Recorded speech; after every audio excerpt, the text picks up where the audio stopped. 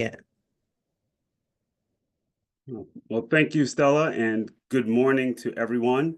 Thank you for taking the time out of your really busy schedules to be with us today as we walk through the roadmap to starting your small business. So I'm glad you're here. And as Stella mentioned, there will be time for Q&A as we proceed through today's webinar. So for today, here are the topics that we will discuss. In no specific order necessarily, but we're going to follow this sort of flow with really starting with this idea that you may have. We'll then dig into your customer, talk about product and pricing, thinking about how to structure your business and really getting yourself organized, doing some business planning, which will include financial forecasting to really think through the dollars necessary to start a business, to operate the business, and how to think through how your pricing will really dictate your cash flow and your profitability. And then, of course, thinking about how to continue to grow your business by attracting customers. So we're going to cover quite a bit, and then, of course, we'll have time for discussion at the end of our webinar. So just for those who don't know, a few words about Allies for Community Business. My name again is Rowan Richards, and I'm the Director of Business Coaching with Allies for Community Business. And I lead a team that works with small businesses from idea all the way through their journey of growing their small business. Allies for Community Business, also known as A4CB, we have a vision that entrepreneurs from any background can start and grow a business that creates generational wealth for their families and communities. And as part of that, the work that we dive into, our mission is focused on providing capital, coaching, and connections that entrepreneurs need to grow great businesses that create jobs and wealth in their communities. So a big part of that is having the opportunity, like this morning, to meet with individuals who are looking to start a business, considering it, and providing information that we think is valuable, along with our partners like BACP that are here to help form a really strong foundation for individuals and families and partners who are looking to start and grow strong businesses. All right, so right off the bat, we're all at that point or have recently been at the point of just getting started. The idea came to us, we saw an opportunity. So there's some things that we all know or will soon know and have learned about starting a business. One, I know there are moments that are very exciting about starting a business, and that might be when you first saw the opportunity and thought, oh, absolutely, this is something I want to do or have wanted to do for a long time. So, and there will be many moments like that throughout the course of you owning and running a business. But we also know what comes along with that are challenges, right? So if you've started and ran a business in the past, or if you've seen someone in your family or friends or community and have spoken with them, I'm sure at some point they describe challenges that they faced either at the beginning of getting started or while operating their business. Other things that we do know and want to make sure that everyone is aware of is how important it is to plan. Like the planning portion of your business is critical. That'll set you up for success. It improves the probabilities of running a successful business significantly. So we want to make sure in moments like today, this morning, that we focus on planning when we're starting, but also anytime we're trying to make any new decisions about the business or just as a part of our annual process. So planning is key. Of course, those plans are very important, but we have to get into a meaningful level of creating tasks. So we like to talk about taking the big goals and getting all the way down to that daily task, weekly task level. Those tasks that are leading to specific goals, and those goals done well enough could lead to some significant milestones for your business, for your families, for your communities. So we want to make sure that plans are great, make sure that those plans get to a point where they're very manageable, so that we can execute on a regular basis and make sure that we're achieving those goals that we have in mind. And for businesses who are just getting started, or for an existing business that perhaps is looking to launch a new product, a new service, we want to keep the idea of being able to move quickly, be nimble, efficient, be lean. So we use an approach of testing new products new services, new ideas in the marketplace with smaller groups, perhaps taking information to learn, the moment to learn to see how customers react to this new product. What do you know about it? What have you recognized around your price, your package, people's response? Take that information and improve upon what you've started. So if you use that, a bit of that cadence throughout your career, you'll find that you'll have success for sure. So test, learn, improve, and do it again. All right, so let's jump in to some more of the tactical approaches that we want to cover around starting your small business. So again, everything starts with an idea. And that could be your original idea, it could be an idea that you heard from family for generations, whatever it may be. You have a moment where you have this idea about this business that you want to start. It may be innovative, or it may be just another version of something that already exists in the marketplace. Regardless, it's yours, and it'll be unique to you because it's the business that you're looking to start and to run. So how do these ideas come about? Often we identify a problem, and it's something that you believe that you are able to solve. And again, that could be that there's a scarcity, that there's not a specific solution or an option that exists in the marketplace at whole, or the marketplace in the community in which you live.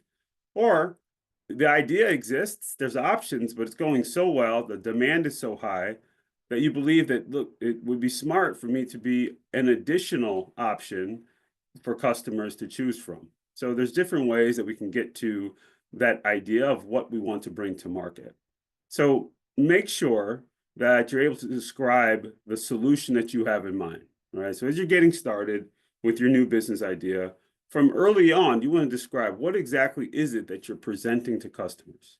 Maybe that it's just something newer, so you're going to have to educate your customers on what it is, or it's something that does exist. There's many options.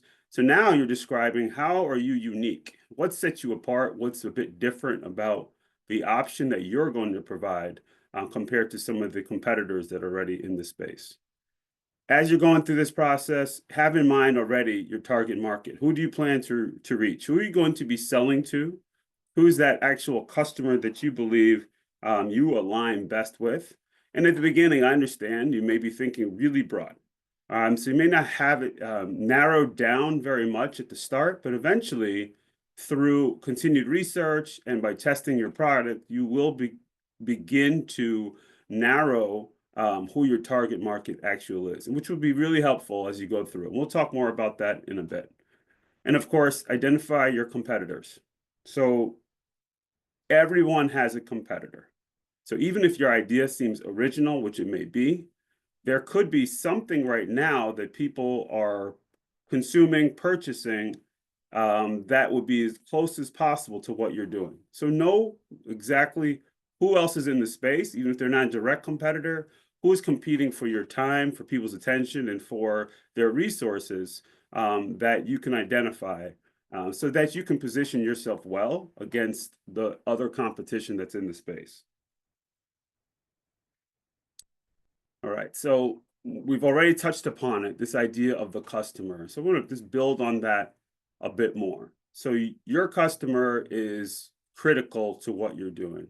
We've seen, and research will show, that businesses that keep the customer at the center of their design, at the center of their planning, tend to be most successful. That's the individual, that's the group who is purchasing from you, who is visiting your facility. That's the person who's spending dollars, resources to make sure that you can continue to grow. So understanding what that customer needs is critical. So let's do it by listening to your customers' needs. And customers will say a lot, and they may be telling other businesses who would be your competitors what they would like to see, what's missing. And maybe that's how you're deciding some of the things that you're offering. But also, when you have customers, existing customers, they're going to continually provide you with feedback. What's going well, what they do not like, what they do like. Use that information to present your initial offerings, but also to make adjustments as you go on. Knowing exactly what your customers are seeking is key. And the more informed you can become, the better off you're going to be with your decision making, what you're offering, so that you are being very specific, very tactical, and delivering as close to possible exactly what customers want without wasting resources on offering products that customers are less interested in. So the plan exactly how your customers will find you is also really critical. You want to make sure that it's simple. Make it really easy for customers to find you as a business, how to access your product. So whether you are going to have a physical location or if you're going to provide services directly to a customer or provide product directly to a customer, either online or through some other channel, make it really simple. And once they find you, make it easy for them to purchase what it is that you'd like for them to purchase.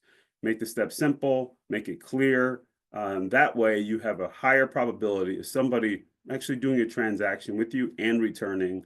And of course, sharing information about your business with other members of their community as well, which is really important. So in all, make sure we're listening to what our customers are asking for, and then make it very simple for that customer to interact with your business in a variety of ways. And this goes beyond just doing the transaction of selling an item to a business owner. That also has to do with the way that you communicate with someone, whether through media, in live settings, but just even through your packaging. So make it really plain, make it simple so people can understand what it is that you're looking to achieve and how they can consume the product or service or experience that you are seeking to deliver to them. So along with that, of course, comes down to the pricing. It's a really important step. And towards the end, you'll see some information on our site on how you can connect with members of my team. And each one of these slides, we will spend significant time with a client or potential client to make sure that they have these things in order. So as we think through the product or service that we're offering, we think about who our customer is. Now we start thinking about some of the details. We really believe in what we're offering. We have a sense that there's a group of customers of various sizes that are interested in purchasing. Now we have to think about creating the best experience, the best overall package, product or service so that customers are excited, feel that they're getting good value, and will return. So for pricing, we have to really start thinking from the beginning, how are we going to come up with the pricing for our product or service? A few things to consider. One, how much does it cost to produce? Now, this is different depending on what it is that you are going to be selling. So if you are in the food space, your supplies, the ingredients that go into the product that you are producing will matter. The packaging, like the container, the labeling, everything, including the labor. What does it cost to actually produce this product? Think about those inputs and how much volume you're going to do as definitely really important baseline into how you're going to price your product. Other things to consider: how much are customers used to paying? So customers have habits, and if they're used to paying a certain price or a range for a specific category of products, it's often really important to make sure that you are somewhere within that range. Now, a lot of things will factor in. So depending on what you're offering, whether you're going to be a bit more of a discounted version or a premium or a luxury item, that's going to dictate where you fall within that price range, whether I'm closer to the bottom, closer to the top. In either case, how you communicate those values is going to be important. So if I'm priced at the very top or just above anyone else who's in my category within my region, then I have to be able to justify it. It's not wrong. You just have to make sure that you provide enough information so the customer knows that, okay, I'm paying more for this than most of the other options, but I'm getting quite a bit more value. And that's going to be between you and the customer to determine if that value exchange is worth it. And then, of course, other things to consider, the margin, the amount of money that you're looking to make on each of your sales. So obviously we want to be well above cost. Depending on what your product is, that percentage or that markup is going to differ. So there's no one set margin that we can say is this is the absolute margin that you want to, but you want to make sure that you are going well beyond the cost of producing the product. Otherwise, we're not going to be profitable. And ideally, we're all looking for that objective to create a business that does enough revenue, keeps costs low enough so that we can be profitable. Otherwise, we're not running a high growth potential business, which is obviously what we're looking to do. So with this information, again, making sure we're calculating all of the costs that go into it. Don't leave anything out. The more specific you can be, the better. That's going to be helpful as you can be consistent, make sure that every time you're selling a product, that you can be profitable on that product.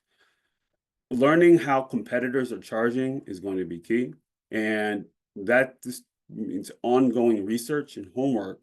Make sure you're aware of a similar product within your region, within your same retailer, perhaps. How are they charging customers? And make sure that you're aligning in a way that makes sense for your business. And again, be prepared to justify your prices. And this comes through the actual product, which customers will know what they're getting as they're consuming it and experiencing it, but also through your packaging, through your messaging, through social media. Let people understand what you're about and the quality that they're receiving in exchange for the money that they're paying for it. Through it, you're going to discover what customers are willing to pay. And some of this is testing. Oh, I go back to my first slide, my earlier slide, where I talked about testing, learning, and improving. Some of that comes with the pricing, right? So small adjustments in prices can be done. Major adjustments in prices are really difficult unless there's a significant change in the product as well. But you'll test it. You'll test the pricing by putting product in front of customers, and they will tell you, based on the volume that they're willing to buy, whether you're priced too high, too low, or just right. All right, so a lot of that starts at the beginning as we're thinking through the concept of our idea of what we want to do. We have a sense of our product line, sense of who we want to sell to, what we may be thinking about what it's going to look like, and of course, around the price point and volumes that we might be able to sell at. And that's great. So we need to take those basic ideas and start getting more organized. So take it to that next level. So again, as I mentioned, really thinking about that planning, which includes the forecasting, the financial side of it. Keep it simple and let's be realistic. So we love to start with a business plan, and there's a wide range of opinions on the length of a business plan, how robust it needs to be. I'd like to, again, keep it real simple. Create a business plan that works for you. So whether you do a 1 or 2 pager, or whether you do a 35 super detailed plan, I think a lot of that's based on your style, based on how specific you need to be about the operations of your business, but also based on how much information you currently have and what stage you're in. So if you're really just getting started with a concept, you have a simple product, perhaps you don't need it to have as robust of a business plan versus something that's a bit more technical. We have more people involved, and perhaps you have a lot more data to include in that initial plan. So plans are going to evolve, they're going to change, and you can continue to add to them. But let's get a plan in place first. Get those ideas from your head down into to a plan, into paper, to digital version, and use that as the basis for your roadmap to starting your new business. As part of that, you have the narrative with different sections, which talks about your idea, your team, your competitors, and your initial go-to-market strategy. But you also have the financial component, which is tied directly to that plan. And in that, if you think of it this way, we have to think about the financial forecast at the beginning before I launch. What are those costs that are involved with me getting started? And it could be initial costs for equipment, facility, for your licensing and certifications when necessary, initial costs for doing some packaging, some testing. There's a variety of things that go into those initial costs, and really will be dictated by the type of business that you have, where you're located, how you're going to operate that company. So a variety of things that go into the initial startup costs. And then you could think of it like once you launch or once you open your doors, right? Day one, then you have all of the other costs involved around your operating costs. What will be my monthly recurring expenses for running this business, right? So we've talked mostly on the expense side, but we also have to think about the revenue. So you're forecasting your sales, right? So we want to make sure that we have a sense of the volume that we believe we're going to be able to accomplish on a monthly basis, which of course you can start even more granular. You can think about it from like a daily basis. You know, if you have a restaurant or somewhere has high volume sales, then you may think of like what does a day look like or a week and how that rolls up into a monthly number and then from monthly into that first year at least of how we believe the business will perform financially. Part of that is also then those direct expenses, those direct costs. What are those? Those are all the expenses tied directly to the sale of that product, right? So often that will be, again, all of the components that go into the product and also the labor that's required to produce and sell that item, compared to some of your general overhead, which is not directly tied. So if you pay rent, you're paying that same amount perhaps every month, typically, and some of your utilities and some other expenses like that, which were not directly tied, but of course are all part of the overall cost of running your business. All right, so those are the starts for your business plan, the written narrative, the financial forecasting. Those are the basics of it. But from there, we also want to make sure that we have a simple plan on how we're going to operate the business. So if you think about, I have an idea of what I want to create, that's great, and I have an idea of the customers who want to buy it and perhaps even where they're going to buy it. But now I have to think through kind of the A to Z. How do I go from sourcing ingredients or components to a product? How do I go to the manufacturing of it, the packaging, the delivery, the sale, the receipt of payment for it, and then of course all of the bookkeeping, tracking these activities. All of that goes into your operations, and you want to make sure that you are creating a document of some sort that takes those steps and puts them in some sort of an order, a pattern, a process. That's going to be great for you as the owner. But if you start thinking one step ahead, when you begin to build a team, you're going to need that in order to help with training, onboarding, and of course, the daily execution of the business so that your team is well equipped to perform well and to perform consistently. That's going to keep your costs down. It's going to eliminate errors or minimize errors. Errors will still occur, minimize errors, and then allow you to provide a consistent quality product or service that's repeatable. So having that operational component of your plan is really important to encourage everyone to do that as early as possible, knowing that it's going to grow, right? This will change over time. You're going to add to it because your business is going to it will change. Often it becomes more complex or just larger, new people, new roles. So you're going to want to continue to iterate on that plan as things change. All of that's really important, but now you have to also think about establishing goals. What is it that we're going after? So again, all of this planning will continue to iterate. We'll continue to change and grow, but let's start off on the right foot. Let's set some clear goals. What are you looking to accomplish with your business? And you can do that at different periods of time. You could say for 6 months, 12 months, maybe 2 years. Often, I think beyond 2 years becomes a stretch. It's fine. You can put that 5-year, 10-year goal out there, but just know that a lot will change between now and that moment, between those moments. So be comfortable with making those adjustments and know that you'll have to identify very specific tactics to get to all of those goals, but definitely those further out, long-term goals that you may write down. But putting down goals is really important. You don't need to have a long list. Just start with a few. Start with 3, start with 5 of the things that you want to do with regards to your business, and include some financial goals as well. And those could be financial goals for the business, but also as it relates to you as the owner, personal financial goals as well. And of course, working to identify your team.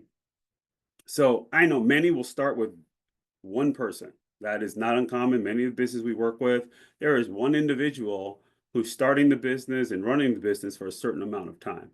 But throughout that process, there will be other people that you will need to be adjacent to or work with short term to hire for specific tasks with starting your business or evaluating elements of your business. So think about roles even more so than maybe necessarily individuals that you're going to hire at the very beginning. But the clearer you can be about what it takes to run your business from a department standpoint or from a skill set and task standpoint, the better it is for you to be able to start thinking ahead and planning for that moment where you can bring people in to take some of those responsibilities from you as the founder and owner and start to delegate those to future members of your team.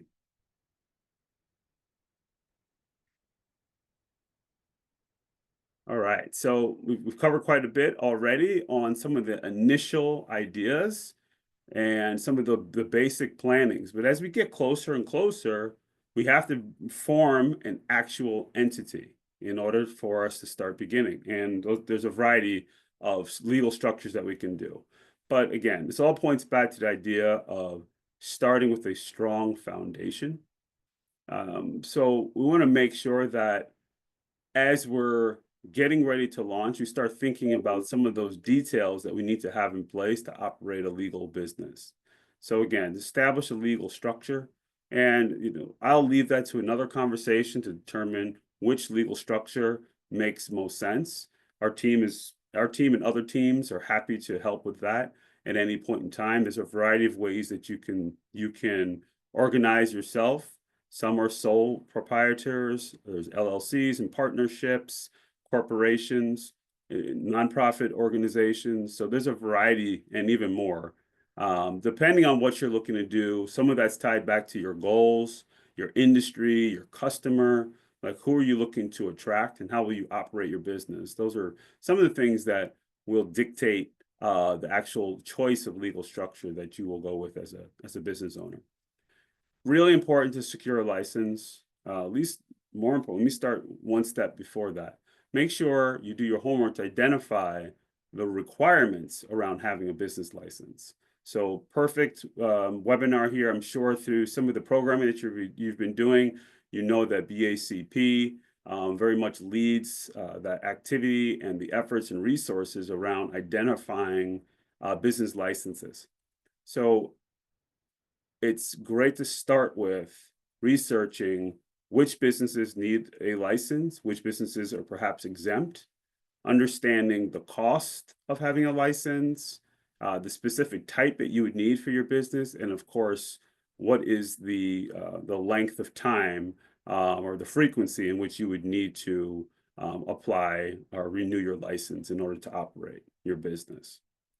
Also want to make sure that you go about requesting tax ID. That's both for federal tax ID, which is your federal employment identification number, but also for your sales tax through Illinois.gov. So registering for your sales tax through My Tax Illinois, also an important step for anyone who's selling in the state of Illinois. And other details to think about for building that strong foundation as you're getting started.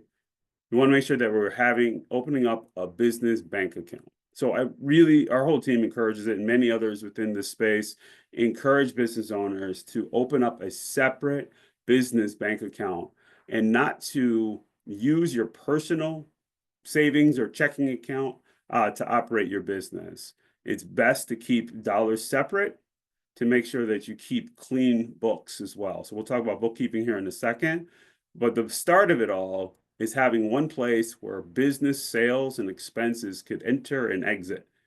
That way you have a really clean record. There's no commingling of dollars, which becomes really tricky when it comes to reporting on how your business is performing, to identify what you need to pay for sales tax, and filing for your federal income tax as well. So I encourage everyone, open up a separate business bank account, keep it separate, because when it comes time to establishing this next bullet point, which is an online bookkeeping system, which I encourage online. There are other ways to keep books. Some people do want to use a more of a manual process, but I really encourage an online bookkeeping system, and there's many that exist, to streamline the process and to create less work for yourselves, especially as you may be a solo business owner and operator. And time is, you'll see if you haven't seen already, how much you value the bit of time that you may have to do some of these other tasks.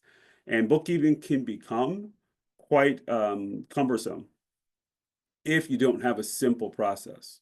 So all of the online bookkeeping systems start by connecting to your bank account. So if you have a single bank account or multiple bank accounts, but are only for the business, you connect those to your bookkeeping platform. And once you do that, you can start to pull in those transactions, that data from your bank account into the bookkeeping system. And then it's really just a manner of organizing those into the right categories.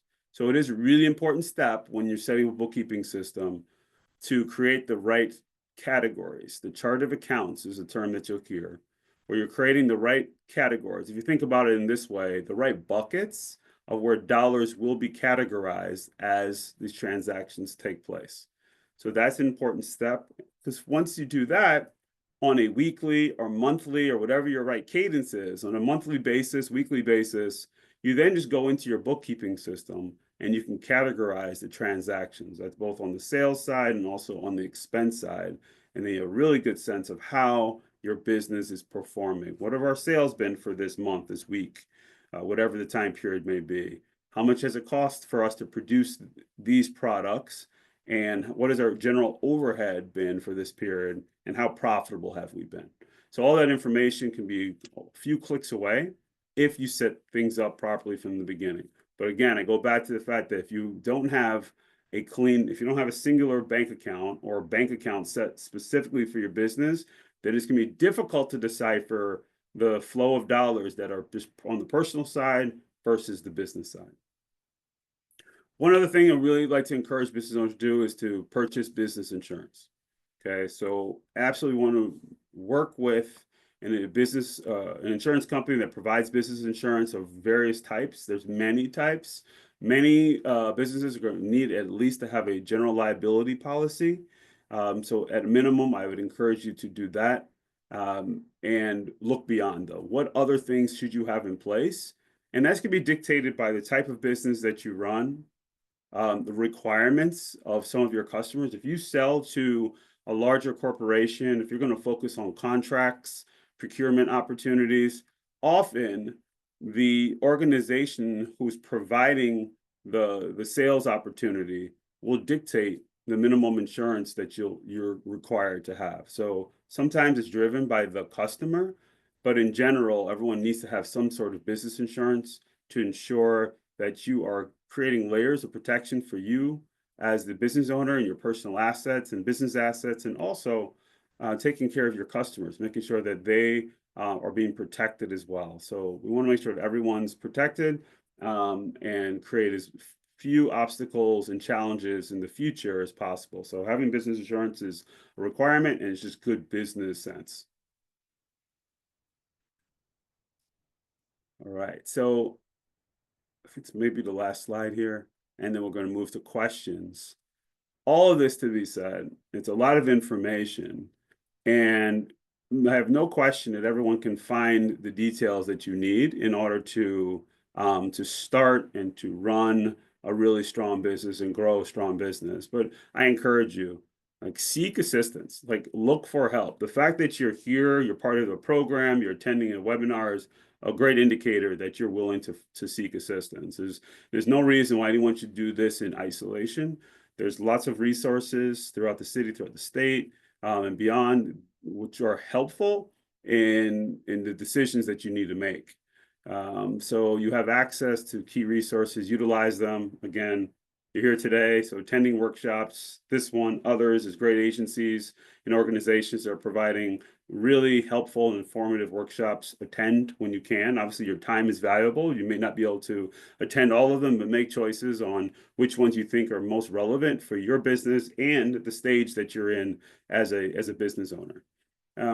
Schedule coaching sessions. So again, I've mentioned it. We have a team. I have a team of 6 business coaches, and we work on a one-to-one and group coaching sessions. We cover everything we discussed today are things that we cover. We always start with a conversation about where you are as a business owner through an assessment. We identify the goals that you have, and then we'll recommend some logical next steps. But again, at the end of it, it's your choice. You are the business owner. You're the boss of your company, and we want to make sure that we are providing information, support, resources that align with the things that you want to accomplish.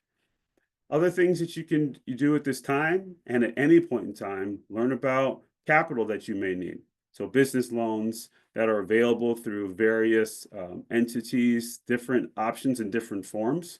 So specific with business loans, and our team does another presentation quite often around capital for your business. Our organization has been in existence for 30 years, and we started as and continue to be a small business lender. But there are many options around you. Other community organizations like ours that provide capital. You may have a banking relationship, and if not now, for the future. So continue to do that research. Earlier, the better. So it's true, you've heard it before, the time to start planning for financing and capital for your business is way before the time when you need it. So start your planning early, build your relationships, learn about the requirements, the things that you need to do, the performance metrics that you'll need to have in place in order to secure a loan. So do that earlier, sooner than later.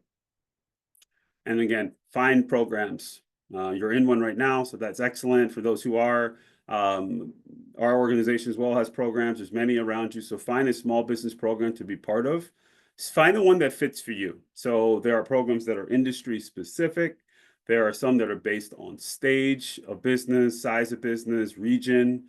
So really find a program that works for you. It's a great way to learn and to network and start to connect with other resources that could be helpful as you're starting and as you continue to grow your business. And when necessary, if you're looking for specific skill sets or expertise that may be outside of some of these programs and workshops, you may need to hire somebody. So know which professionals you most need to hire in order to accomplish the things that you need. So I'll give a couple of examples here. Working with an accountant or perhaps working with a bookkeeper even prior to that might be something that you need. And I encourage people to do that if necessary. You want to make sure that you are investing in your business well in the areas that you need to. And for some, you may need to speak with an attorney at some point. And if you find it helpful as you're forming the business, great. But there may be other times where you need the support of legal advice for your business structure or to evaluate a contract. Really depends on what it is that you're looking to accomplish or perhaps the challenge that you're facing. But don't be shy, reach out, seek assistance when necessary. There are people and organizations in place to support you as a founder, to support you at the beginning and through every stage of your business life cycle. So with that, I think we will move to some questions. So thank you. I appreciate all of your attention as I walk through those slides, and happy to answer some questions. So I know we have some in the chat. Yeah, started at 9:46.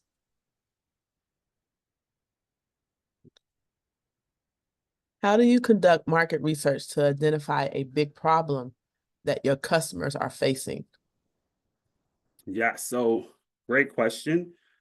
So if you have existing customers and you want to know about those customers and what they're facing, I always say ask that group. So you can use surveys, you can use polls, and maybe those are one-time or couple times a year, you're sending out some surveys to your customers to learn about their experience, the things that they're looking for. Customers will often tell you what it is that they're facing. You can create other ways. Make sure your business is set up on places like Yelp, or make sure you set up Google reviews so customers can give you immediate responses on what they think about your business specifically. And if you want to, depending on what you're doing, you can set up a focus group, encourage businesses to participate, to do some early learning about some product improvements that they want to see. They want, what things that they're looking to, have offered that will better meet the need that they have. So for businesses that have existing customers, you have a great opportunity. You have a built-in research group who often will tell you. Now it's just a matter of finding the way that people are willing to share information. So I've named a few ways. So I think testing a variety of those so that you can get responses is really important.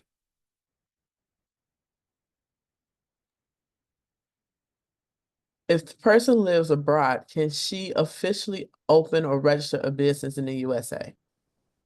Yes, you can. You'll have to create a foreign entity, but you can operate in more than one nation, obviously multiple states, but you will need to have a business that's structured here in the United States, and it can be created in the easiest way to be create that U.S. business in the state of Illinois if this is where you're planning on selling. The Illinois Secretary of State's office is where you can go to create an Illinois entity.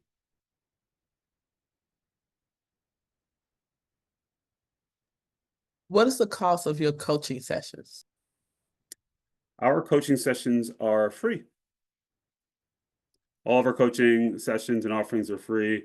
Any webinar we do, all of that is free services.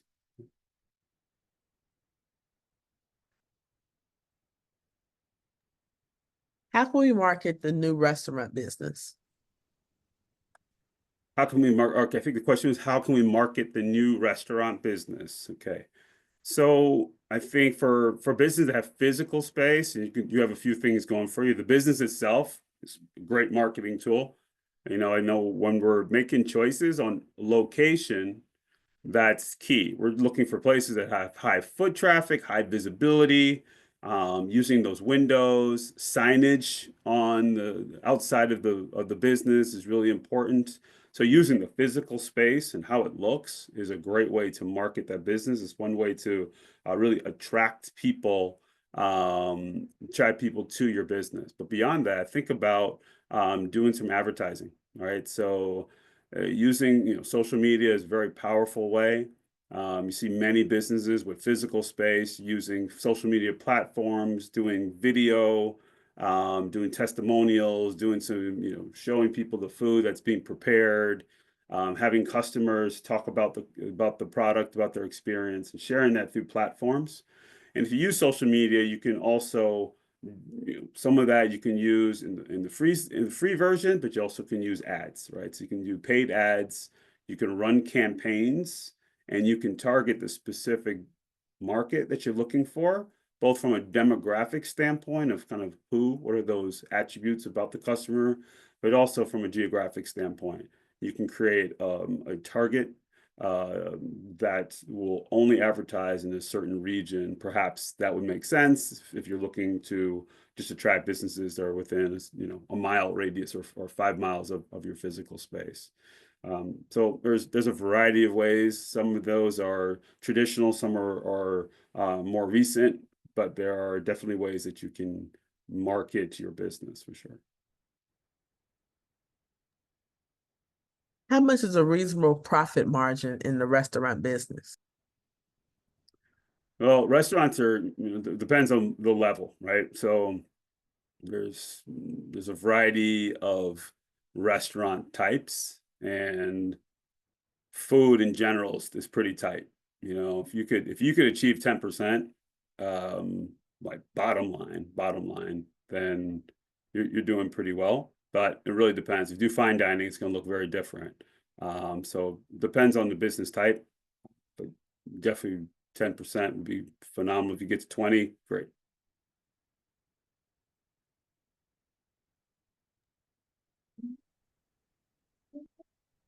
If you have a business already and just want to add a DBA, how do you do that?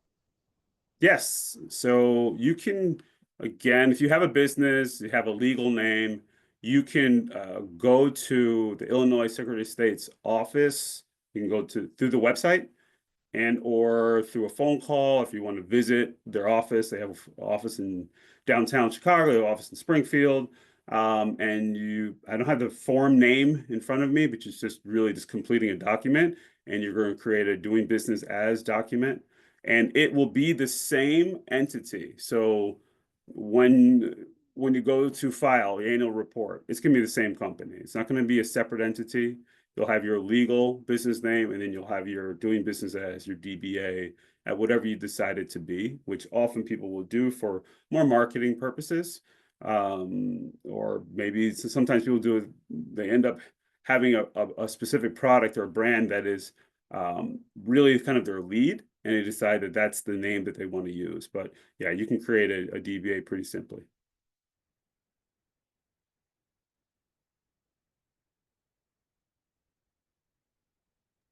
I have an EIN as a sole proprietor, and I am in the process of developing a private practice. Do I need a new EIN? If you're going to create a new business, then yes, you would need a new tax ID. How do we contact you directly? Hopefully you can still see my screen here. If not, so the easiest way is to visit a4cb.loanwell.com, and you can schedule time that way. It's the easiest way to reach myself and to reach members of our team.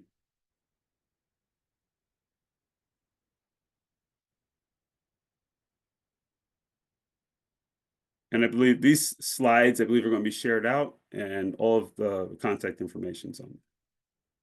Can you speak more on the need of a business license? Do you need this business? Do you need this for the very beginning, even after purchasing your legal entity? Yes. So unless your business is exempt, you do need to have a business license. At the very beginning is the right time to have your license. You don't want to operate a business without a license if you're required to have one. So absolutely encourage everyone to make sure, if they don't have a business license, do the research, see if you need one. If so, secure that business license. And again, my team is happy to help with that. Obviously, your time with BACP, I'm sure you can identify with their team as well. But if that's something that you need help with, we're happy to do it.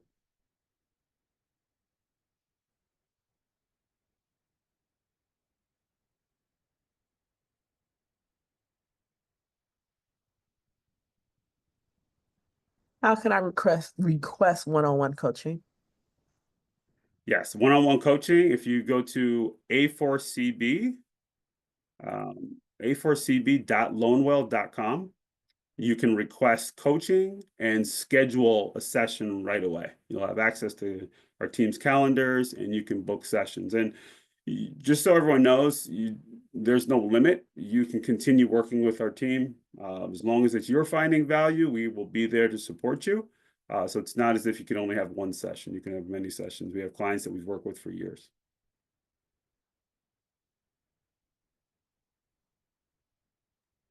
How do I reinstate my old LLC with the state? There's an actual form. Well, one of the easiest ways to do is actually call. If you visit the Illinois Secretary of State's office, you'll see there's a number on there. You can call Springfield directly, and they're actually super helpful. Again, if you need additional help, my team can help you with that. But you're going to call somebody, you're explain to exactly the form that you need to complete to reinstate the business. It really will depend on the time. How long has it been? Since the business has not been in good standing, if there's any costs that are associated. So there's annual filing fees. So they'll make the determination if you're going to reinstate the business or if you're going to create a new business entity. But it is absolutely something that you can get done, no problem. Regarding urban farming, do you obtain a license, a tax ID first after the business plan has been developed? Yeah, great question. Trying to think for urban farming, depends how you're going to be set up, but I would say that's probably a great idea to get that done right away. If for the tax ID is not difficult to get done, right? So you would want to get that set up as early as possible. These are all falling into the bucket of things that you want to do before you're operating, right? So whether you do that one first or you do some other step first, you definitely want to do it before you're operating. The more of the fundamentals that you can have get done prior to operating, the better shape you can be in, less chance of having to stop any sort of business activities and any hiccups. So get things out of the way, get things done like legal structure, tax IDs, business licenses, any of that you want to get done first, and then you can just focus on launching and then operating the business.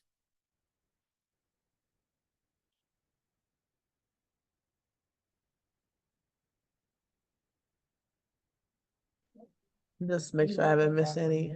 What is the key point of success in a restaurant business? What's the key point to success? Okay, well, I think it might depend on who you speak with. They'll give you some different ideas on that, but I think it's true for any business. You need to be profitable, right? So from a measurement standpoint, right? So if you're not profitable in any business, eventually you're not gonna be able to continue running that business. But I think this is probably part of a longer conversation. Some of the keys to having success, obviously, is providing something that people want, creating a great atmosphere, quality service, and make sure that things are priced appropriately. So from your standpoint, you have to price in a way that people will willing to pay and come back for that experience that they've had, but also making sure that you're pricing appropriately to cover your costs so that you can achieve that level of profitability. But ultimately, I think for restaurants, it comes down to that experience. Why will people come back to your restaurant versus the others that perhaps are in your community or just throughout the city region area?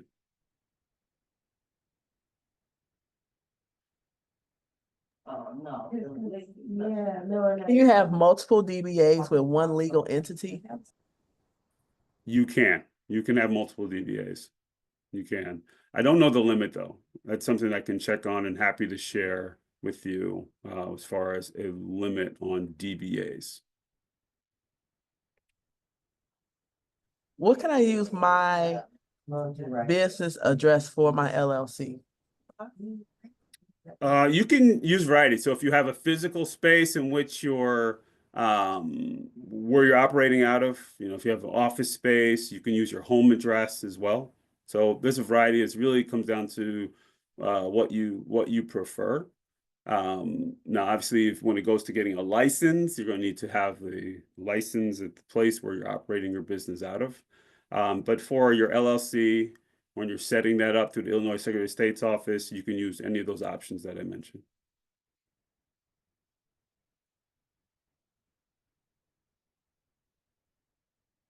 We're starting a small business. What should come first, the LLC or the DBA?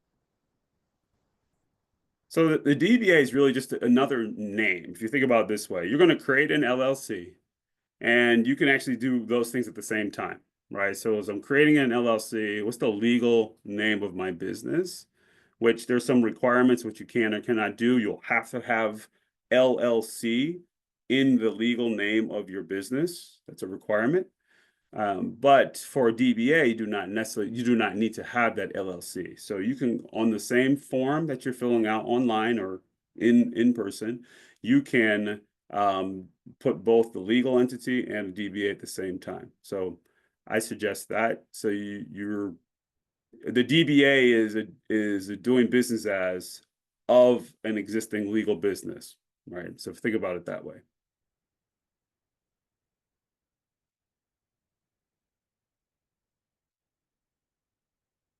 Do you have any information on 501c3 forming assistance? I think it might need a little more specific information on what this individual is looking for, and our team would be happy to work with them on that. But yes, I mean, our team works with business owners who are looking to create that legal structure, which you can do that in a very similar way that you start a for-profit business. But depending on what you're looking to do, obviously, if you want to get to the point where there's some tax exemptions involved, that's just a whole different level. So there's the nonprofit legal entity, and then for the 501c3, applying for that is a different process as well. But yeah, happy to do that. There's other organizations for sure that are capable of working with business owners and creating that, or at least getting the documentation done. There are groups and individuals who offer that. There's attorneys that work with businesses that will do the full filing for you. But as an individual, you are absolutely capable, you're able to, if you choose to do all of that filing as well. So if that's something that you're interested in, we could at least have a conversation and see your level of interest in completing that on your own with some assistance versus hiring a group or an attorney to do all of the paper, all the filings and completing the document, the application.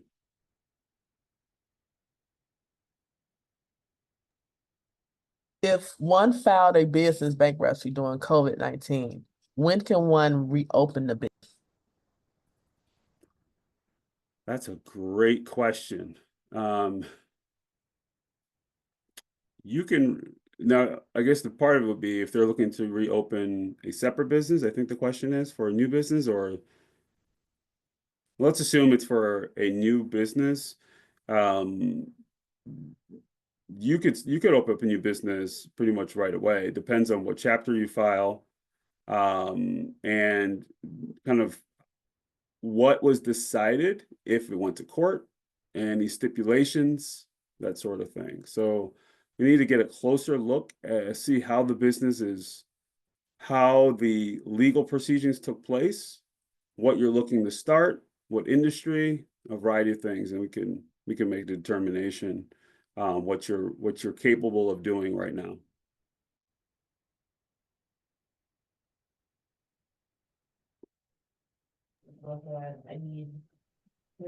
Do you support women-owned businesses? Yes, yes, we do. We support all small businesses. Many of our clients, the customers that we work with, are women-led businesses. So yes, absolutely. If you're looking to start a business, we're here to work with you.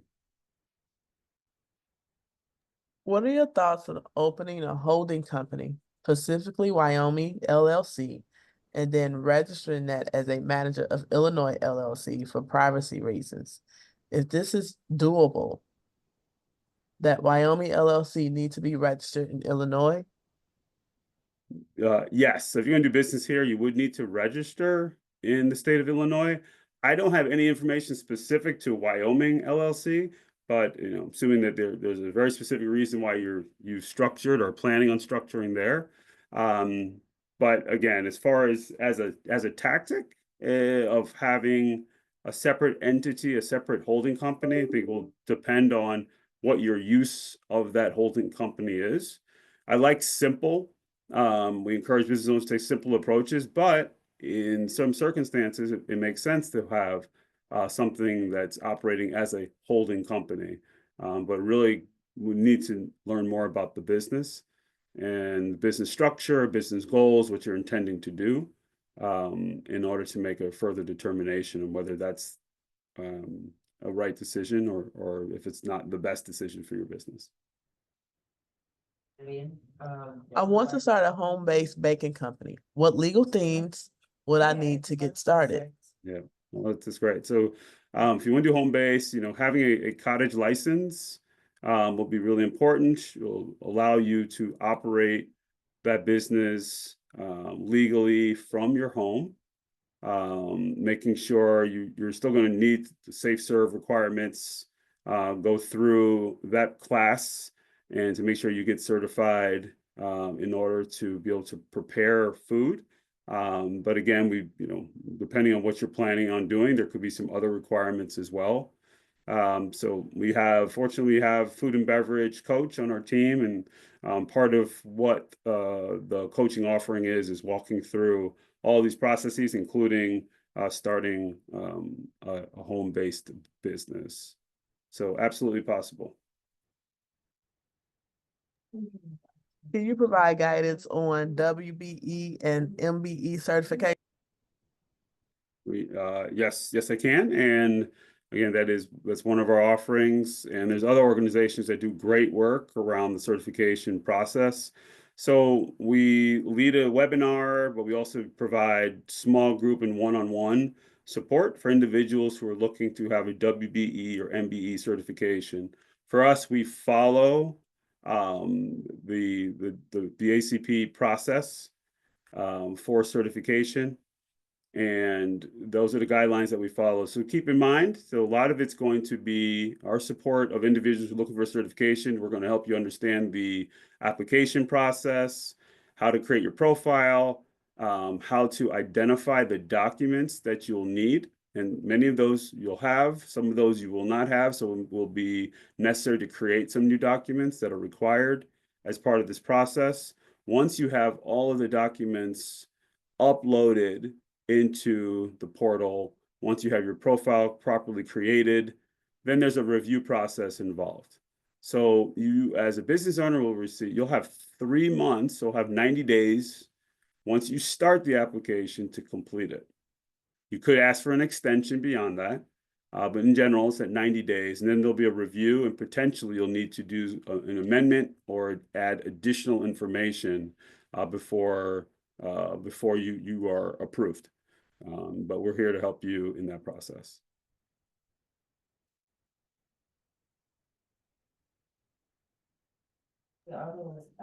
You might have mentioned this already. Could you point us to a good organization or business that we can use to assist us in opening an LLC properly?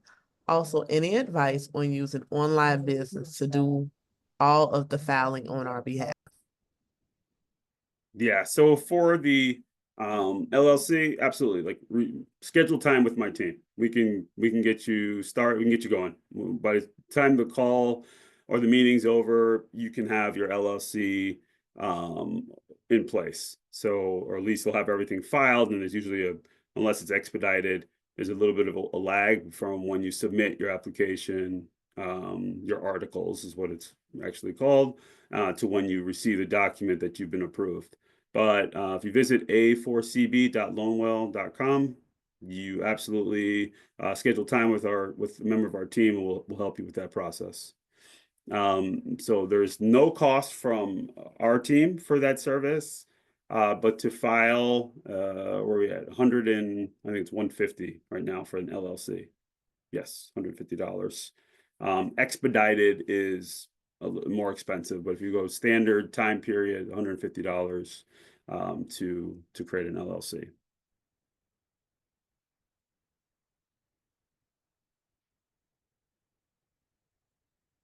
Yeah, I mean, that's somebody. Looks like we don't have any more questions.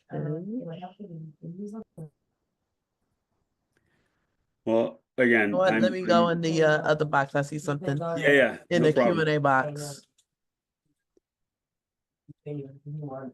How far in advance do you need to request an Illinois sales tax ID? Do you need to have it X number of months before you start selling? My advice is, for whether somebody has started selling already or haven't started, just go ahead and get it in place.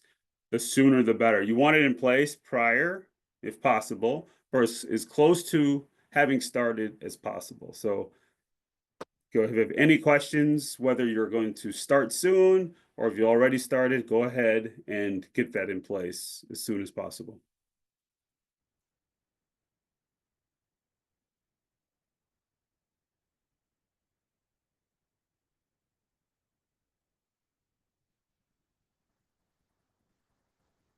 Okay, the other questions were in the chat box. These are just repeat questions. Okay. And Stella, hopefully the A4CB.Loanwell has been shared already. And I think you're sharing the slides. I want to make sure that people know that they can reach out to our team at any time. So you can after this call schedule time, visit a4cb.loanwell.com, request the coaching session, and then pick a time slot that works for you. Our calendars will pop up. You'll be able to select the time that fits your schedule and get working with somebody right away.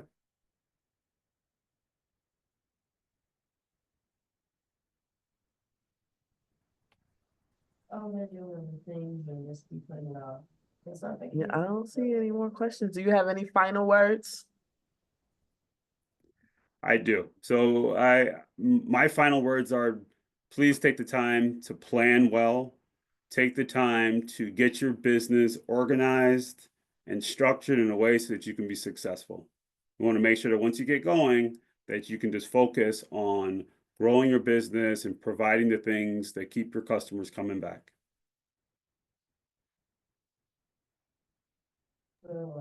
Well, thank you, Aaron, for today's presentation. If you are a part of the BACP Entrepreneur Certificate Program, your account will automatically give you credit for your attendance today. To learn more or enroll in the program, please visit chicago.gov/BACP certificate. Again, that's chicago.gov/BACP certificate. To learn more about our upcoming webinars, please visit chicago.gov/BACP webinars.